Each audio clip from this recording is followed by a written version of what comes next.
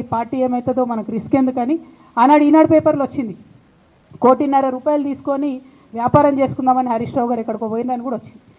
Cutting కోసం వెతికిన దొరికినప్పుడు ఎప్పుడో ట్వీట్ చేస్తుందని నేను.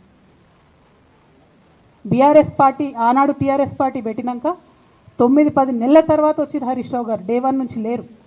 నమ్మకం లేకుండా ఆయన పార్టీ నిలబడుతుందో ఉంటుందో పోతుందో అని. ఓకే అయిపోయింది.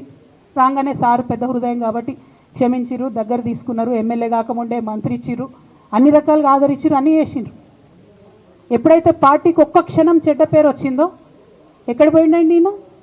చక్కా పోయి వైఎస్ రాజశేఖర రెడ్డిని కలవలే? మీ అందరికి గుర్తులేదు ఆ ఫోటో? సీనియర్ నాయకులందరికీ బాగా మాట్లాడతారు. అన్ని దగ్గర ఉన్నా, నేనే ఉన్నా, నేను ఎక్కడ లేను. నిన్న పాపం చాలామంది ఈ కొత్త సోషల్ మీడియా పిల్లలు ఉన్నట్టు వాళ్ళకి హిస్టరీ తెలియదు అనుకుంటా, అందుకే చెప్తున్నా ఇవాళ. అదేవిధంగా నేను పెద్ద ట్రబుల్ షూటర్ అంటాడు. ట్రబుల్ షూటర్ కాదు, ఈజ్ అ బబుల్ షూటర్. ఆయన ఏంటంటే ట్రబుల్ ఆయన్నే క్రియేట్ చేస్తాడు, చేసి నేనే సాల్వ్ చేసినట్టు నటిస్తాడు. నేను లేటెస్ట్ ఎగ్జాంపుల్ చెప్తా పట్టురు. నేను మొన్న దాసోజు శ్రవణ్ అన్న ఎలక్షన్ ఎమ్మెల్సీ ఎన్నికలలో బీఆర్ఎస్ పార్టీ డిసైడెడ్ ఒకటే క్యాండిడేట్ని పెడదామని. కానీ హరీష్ రావు గారు ఇంటర్నల్గా బీజేపీ వాళ్ళతో మాట్లాడుకొని ఏం చెప్తారంటే, మీ దగ్గర నుంచి ఒక క్యాండిడేట్ని ఇవ్వండి, నేను మామయ్యని కన్విన్స్ చేసి రెండో క్యాండిడేట్కి పెట్టిస్తా అంటే he wants to create a trouble. ఈ క్రైసిస్లో ఆల్రెడీ మన పార్టీలోకి వెళ్ళి 10 మంది ఎమ్మెల్యేలు వెళ్ళిపోయినాక, 38 మందిలో 10 మంది పోయినాక నువ్వు ఇంకో సెకండ్ క్యాండిడేట్ని పెడితే ఎంత కన్ఫ్యూజన్ అవుతుంది? ఎవరెవరు ఎటెట్ ఓట్లు వేస్తారు? అంటే హార్స్ ట్రేడింగ్కి ఈయన ట్రబుల్ షూటర్ గారు ట్రబుల్ని ఓపెన్ చేస్తారు అన్నట్టు. నాకెందుకో లక్కీగా ఒక బీజేపీ ఎమ్మెల్యే గారు ఫోన్ చేసి, అక్క మరి పెద్దసారి పర్మిషన్ ఉందా హరీష్ అని ఇట్లా అంటున్నారంటే, నేను డైరెక్ట్గా పెద్దసారికే ఫోన్ చేసి నాన్న మరి ఇట్లా అంటున్నారు, మనం సెకండ్ క్యాండిడేట్కి పర్మిషన్ ఇస్తారంటే, nothing doing, only Shravan will get elected. ఎవరు చెప్పారు మీకు అని అంటే, నేను ఆ విషయం వెంటనే అటువైపు కన్వే చేసిన. లేదండి మాకు అట్లాంటి ఆలోచన లేదు.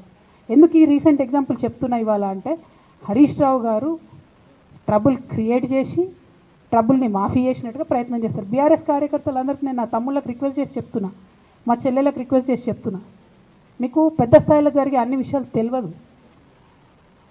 తెలియకుండా అందరూ మన వెల్ విషర్స్ అనుకుంటారు. అది మీ తప్పు కాదు. ఎందుకంటే కేసీఆర్ సార్ అంత ఓపెన్ మైండ్తో ఓపెన్ హార్ట్తో ఉంటారు కాబట్టి బీఆర్ఎస్లో ఉన్న అందరూ అట్లే ఉంటారు అనుకుంటారు. కానీ చాలా మందికి చాలా హిడెన్ ఎజెండాస్ ఉన్నాయి.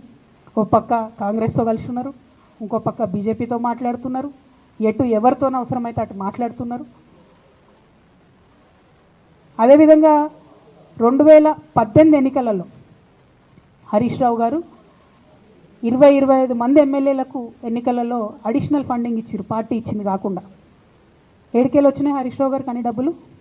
100% కాళేశ్వరంలో జరిగిన అవినీతి నుంచి వచ్చిన డబ్బులే. ఆయన ఆలోచన ఏం చేసిందంటే, ఏమన్నా కొద్దిగా అటు ఇటు అవుతుందేమో రిజల్ట్, నా దగ్గర ఎమ్మెల్యేస్ ఉండాలని ఆలోచన చేసి. నీకు అసలు అట్లాంటి ఆలోచన ఎందుకు వచ్చింది? నేను కట్టప్పలంటోని కేసీఆర్ గారి దగ్గర ఉండేటోని అంటావు కదా, నీకేం అవసరం వచ్చింది ఎమ్మెల్యేస్కి సపరేట్గా ఫండింగ్ ఇవ్వడానికి? ఎవరికి తెలియదు అనుకుంటారా? ఇవి ఎవరు చెప్పారు అనుకుంటారా? ప్రతి ఒక్కరు చెప్తారు ఎమ్మెల్యేస్ ఓపెన్. నా పేర్లు కూడా తెలుసు, చెప్తే బాగుండదు, ఎమ్మెల్యేలు ఇబ్బంది పడతారు. నేను అనేది ఏంటంటే, 2009లో రామన్న సిరిసిల్ల ఎలక్షన్లో మా బంధువుకు సంబంధించిన వ్యక్తులతోని 60 లక్షల రూపాయలు పంపినారు హరీష్ రావు గారు రామన్నను ఓడగొట్టడానికి. నిన్నగాక మొన్న ఒక వీడియో మీరు కూడా చూసిరు, ఒంటేరు ప్రతాప్ రెడ్డి గారిది. మీ మామయ్యను ఓడగొట్టమని ఎంతంటే అంత డబ్బులు ఇస్తా అని చెప్పిరని. ఓ పక్క కేసీఆర్ గారిని ఓడగొట్టాలి, ఓ పక్క కేటీఆర్ గారిని ఓడగొట్టాలి.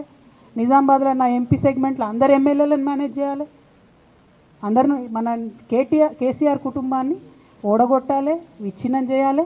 కానీ కేసీఆర్ గారి పేరుతో వచ్చేటటువంటి బెనిఫిట్స్ మాత్రం అన్నీ కావాలి.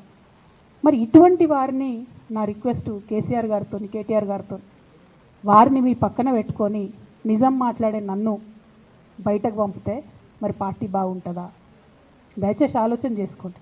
నేనేమంటున్నా రామన్న మిమ్మల్ని అంటే, నా మీద మీకు కోపం ఉండొచ్చు, నా మీద ఏముందో ఎవరేం చెప్పారో నాకు తెలియదు.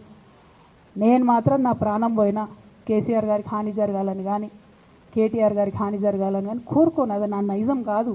ఆడపిల్లలకు అట్లుండదు. ఆడపిల్లలు ఇల్లు బాగుండాలనుకుంటారు. నా మనసుకి ఎంత నా మీద మీకు కోపం ఉండొచ్చు, నా మీద ఏముందో ఎవరేం చెప్పారో నాకు తెలియదు. నేను మాత్రం నా ప్రాణం పోయినా కేసీఆర్